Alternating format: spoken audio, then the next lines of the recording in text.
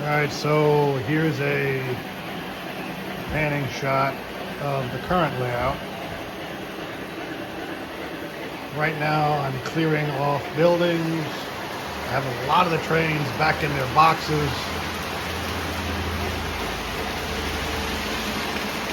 I'm going to put some buildings away, possibly rip up the upper track and redo everything. The other idea is to tear this all down and move everything up to the attic, where the layout will be at least 3 times larger.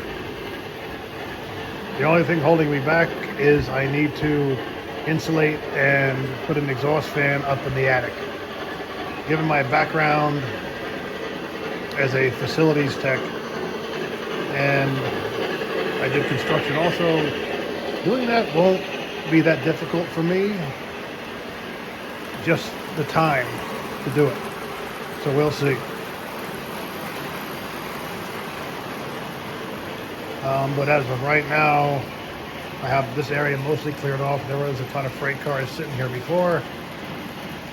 All the locomotives that are still down here on shelves. Those boxes are for the coal train. So, but I will do another video in the coming weeks about the plan, whether I'm going to rip down the upper loop or move everything to the attic.